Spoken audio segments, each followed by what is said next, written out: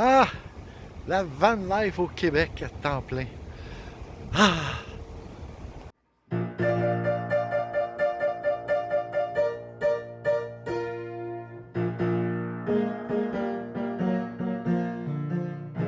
bienvenue à Nomadisme expérimental. Aujourd'hui, on répond à la question qu'est-ce que ça prend comme VR pour vivre à l'année dans sa van? C'est pas la bonne question. On est le 21 mars, le Noël du printemps 2024. Et oui, je vais vous dire comment vivre à temps plein au Québec. Je fais pas d'hameçonnage de même, mais on va poser les vraies questions qu'il faut poser si on veut devenir nomade à temps plein. Ah, il fait fret, on s'en va. Ah! Bon, alors, oui, il y a bien des gens qui posent la question comment vivre à temps plein? C'est-tu possible de vivre à temps plein dans un véhicule au Québec? Et l'autre question que je vais poser souvent, c'est quoi le meilleur VR pour vivre à temps plein? Une van. Je comprends qu'avec la crise du logement, il y en a qui regardent ça comme une possibilité. Et de ce que je peux voir, il y en a qui ne se donnent pas la peine de fouiller. Mais je vais vous éduquer. Premièrement, c'est quoi les options? Il n'y en a pas de gang. Avoir une van convertie 3 ou 4 saisons avec un système électrique d'à peu près 22 000 pièces qui peut alimenter un Webasto pour chauffer le véhicule et prier pour 5 jours de soleil à toutes les semaines. Ça, c'est full autonome. Pas évident, hein? L'autre, avoir accès à une prise 110 pour pouvoir faire marcher une petite chaufferette électrique, comme vous allez entendre pendant toute la vidéo, parce que cette nuit, ça drop à moins 10, moins 14. Il faut que je garde ça chaud. Elle va marcher tout le long de la vidéo. Désolé. Ensuite, l'autre option, c'est de venir coloc quelque part pendant les mois froids, puis que ton véhicule est en storage. L'autre, quelqu'un, je ne sais pas s'ils l'ont fait, mais il en parlait, se louer un garage chauffé. Ensuite, aller dans le sud, se taper entre 6 et 15 000 km aller-retour avec espoir qu'il va faire chaud pendant que vous êtes là-bas. L'autre option, d'aller en Colombie-Britannique, passer l'hiver là-bas, fait pas chaud, fait moins frais qu'au Québec, moins tout le temps, puis vous n'êtes pas tout seul qui fait ça, on a une gang, parce que la crise du logement en Colombie-Britannique, ça existe depuis un bout, puis des VR puis des vannes, il y en a partout, puis ils sont pas trop appréciés. Donc, ça se limite pas mal à ça. Mais si vous voulez faire le move, ben il y a des vraies questions qu'il faut vous poser. Il y a des choses à faire avant. Ça se fait pas du jour au lendemain. Puis ça, je vais en parler plus en détail. Parce que c'est le bout important. OK, avant de passer aux choses importantes, j'ai oublié une autre façon de passer l'année dans sa vanne. J'en connais qui le font. Vivre 6 mois par année en Asie où ça coûte pas cher, genre Vietnam ou Thaïlande. Et l'autre 6 mois au Québec. Donc, on passe aux vraies affaires. Vivre à l'année dans un véhicule, c'est un choix minimaliste. Un choix de vie minimaliste. Tu vis dans un espace restreint. Mais là, vraiment restreint. Genre 72 pieds carrés pour une bonne vanne convertie. Ou, comme dans mon cas, une Dodge Caravan avec 4 pieds par 10 pieds. Dont la majorité est occupée par un lit et mes armoires. Fait que ça ne donne pas grandes options. Mon espace de plancher, là, il est gros, mais pas plus. Fait que c'est ça. Faut penser à ça. Là. Tu t'en vas dans un espace restreint. Et ce qui veut dire que ça limite ce que tu peux mettre dedans. Puis, je me fous si tu fais le setup de la mort, mais si à la fin, tu as tout pacté tes affaires, puis tu rentres la dernière paire de bas, puis le truck va exploser, ça marche pas. Faut que tu fasses ton setup en fonction qu'il te reste de la place, parce que tu vas en rajouter du stock. Je le sais, ça fait 6 ans que je fais ça. Et 2 fois par année minimum, je fais une purge majeure dans la van, je fais le tour des trucs que je me sers plus, puis ça sort. Puis même à l'occasion, des petites purges. Fait que ça va faire partie de ta vie si tu décides de vivre à temps plein dans un véhicule. Fais une affaire, je vais te suggérer un truc. Tu es chez vous, là, sors un bout de tape, prends l'espace que tu crois que tu vas avoir, là, fais un carré à terre, là, puis essaye de vivre là-dedans pendant une couple de jours. Juste là, voir si tu vas être bien. Une bonne façon de tester. L'autre chose, tu vas être tout seul, allez-vous être deux, Parce que là, ça me pas en face pour une raison X. Tu peux pas aller au sous-sol ou un dans le salon, un dans la chambre. Là. Vous êtes tout le temps dans le même petit compartiment. Est-ce que tu as des animaux? Je veux dire, j'en connais qui ont des animaux avec eux autres, mais là, si tu as des animaux en plus dans ta vanne, c'est pas long que ça va accaparer beaucoup de tes ressources parce qu'il faut que tu penses à ça tout le temps. Tu peux pas laisser l'animal dans le char quand tu fais 30 degrés l'été, là, à moins que le char marche et que la climatisée est allumée. Il faut que tu penses à ça. Si tu as des poissons, je ne suggère pas parce que l'été, tu vas avoir du poisson bouilli puis l'hiver, des sushis congelés. Sans compter qu'en roulant, hein, pas évident. Est-ce que tu as des passions, des passe-temps, des choses pour t'occuper, des affaires que tu ne peux pas te départir? Bien, pense à ça dans ton setup, puis à quelle quantité. Exemple, moi j'ai eu une collection de Hot Wheels, j'en avais 4000 Hot Wheels puis des Matchbox. Bien, j'ai tout flushé ça, puis j'en ai une dans la vanne. C'est une Batmobile. Ensuite, à quoi s'attendre? Si tu embarques là-dedans, il faut que tu t'attendes à quoi? Bien, faut être prêt à être vulnérable.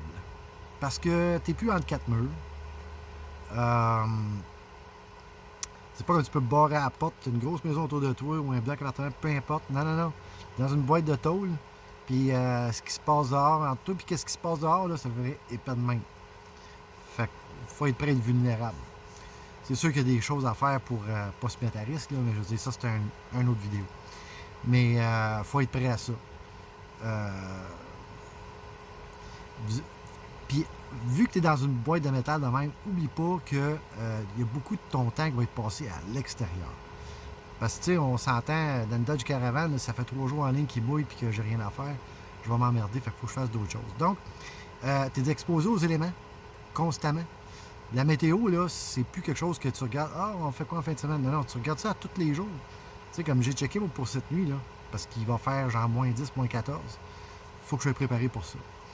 Donc, toujours être allumé à ce qui se passe autour de nous au niveau de température, peu importe ce qu'on est. Il faut être prêt pour ça.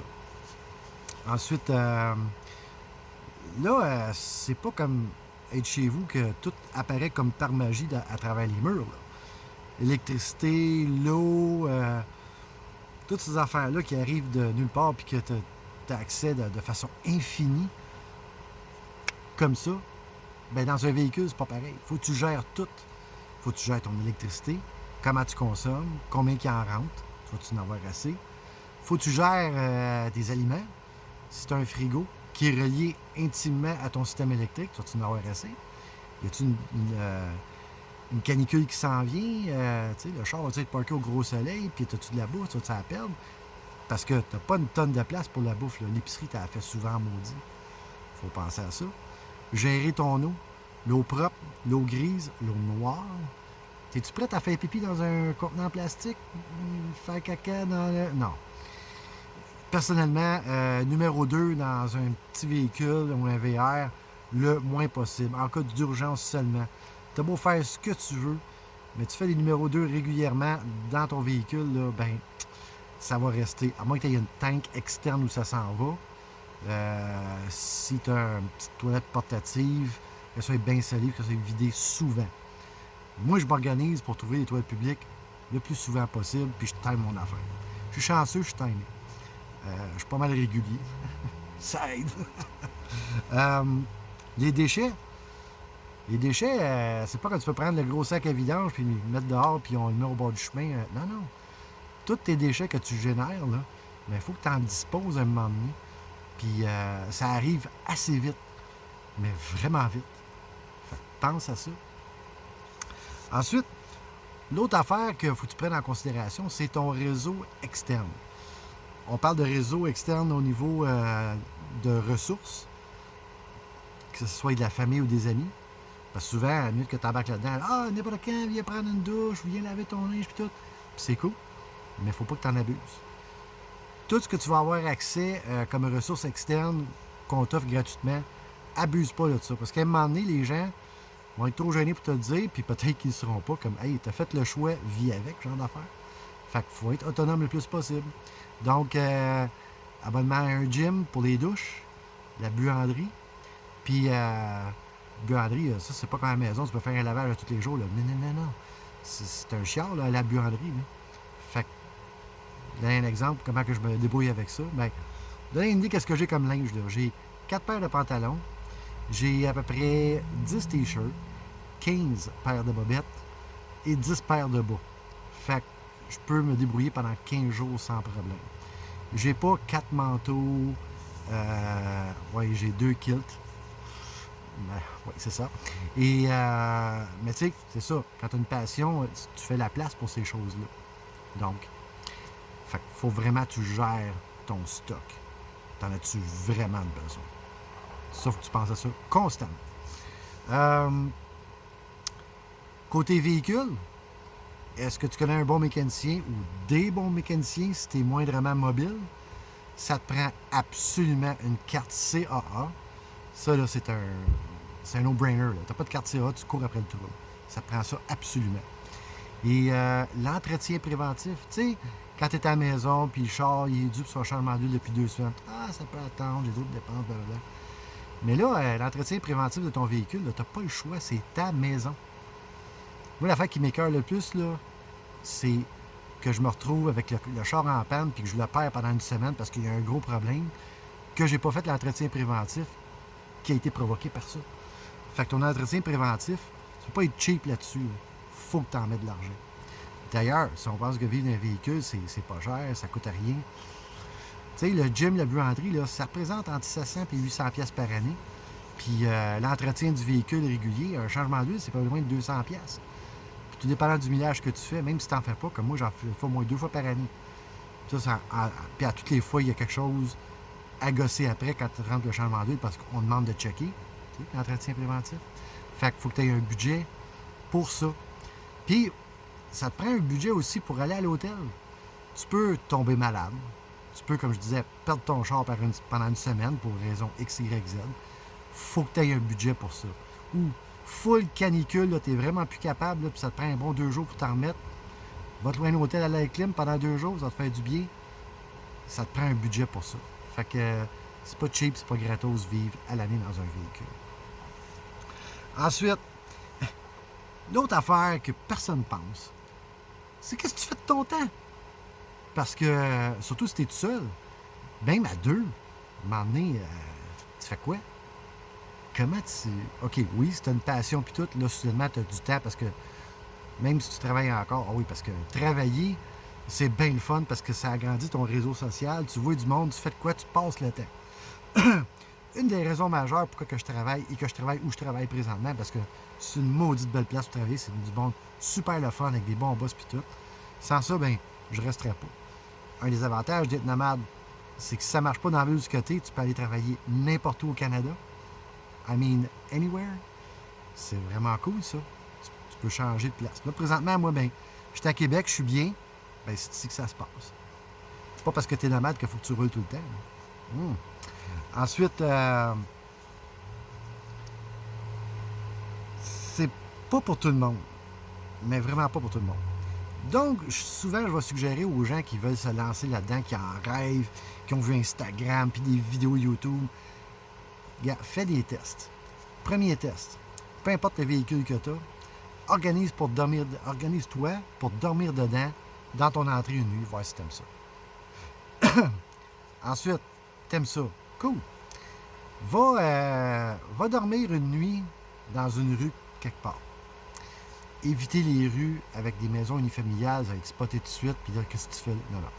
Allez dans une rue à multilogement. Tout le monde s'en sac des chars qu'il y a là. Ou dans une zone industrielle, ou une zone commerciale. Essayez ça. T'es encore à l'aise avec ça? Tout va bien? T'es heureux? OK? Là, on va passer une nuit dans un centre commercial ou un truck stop sur le bord de l'autoroute. Là, si tu passes au travail de tout ça, là, le prochain test, c'est de le faire pendant une semaine quelque part. Allez voyager, peu importe, va quelque part que tu ne connais pas. Va vivre pendant une semaine dans ton véhicule. Pendant que tu as encore ton appart, ta maison, peu importe. Puis là, tu vas vraiment savoir si tu es fait pour ça ou non. Ne va pas dépenser une fortune pour un véhicule avant d'avoir fait ça. C'est ma suggestion. J'ai-tu fait le tour? Oui. Ah oui, puis quand tu vas faire ta semaine ou 2 ou 3 en véhicule, de vivre à temps plein dans ton véhicule, c'est pas comme faire du camping. Oui, on va au camping à l'occasion pour prendre une douche ou peu importe où qu'on est. Mais vivre dans ton char, dans un camping, vivre dans ton char, dans le monde, c'est deux affaires complètement différentes. Donc, écoutez, en gros, c'est ça. Amusez-vous à fouiller. Si jamais vous voulez me voir en personne, le mois de mai s'en vient et le premier rassemblement qui ouvre la saison depuis 1980, c'est le Van-In de l'Association des clubs de van du Québec qui se fait à Pierreville cette année, du 17 au 20 mai. Je vais être là. Donc, si vous voulez me voir, même si vous n'avez pas de van, il y a un prix pour visiteurs. Donc, venez nous voir ou inscrivez-vous tout de suite, puis on se voit là-bas. Sinon, sur ma chaîne, j'ai un paquet d'autres vidéos, c'est la première fois que vous venez me voir. Donc, allez à ma chaîne et cliquez sur vidéo. Vous allez avoir toute la liste complète des vidéos. J'essaie d'en sortir un par semaine. Puis c'est ça. Ensuite, oui, ceux qui sont nomades à temps plein, pas ceux qui veulent le devenir. Là. Les vrais nomades à temps plein, j'ai parti un groupe privé qu'on accepte juste les gens par invitation. Si ça vous intéresse, contactez-moi par Messenger, puis on s'organise pour vous venir vous joindre à nous. Mais c'est vraiment exclusivement pour les nomades à temps plein pour qu'on puisse s'aider puis jaser entre nous autres. Fait que, ouais, ça fait pas mal le tour. J'espère que vous avez apprécié, que ça va vous aider dans votre recherche puis dans votre décision, peu importe c'est quoi. Donc, bye! À la prochaine! Non. Ah!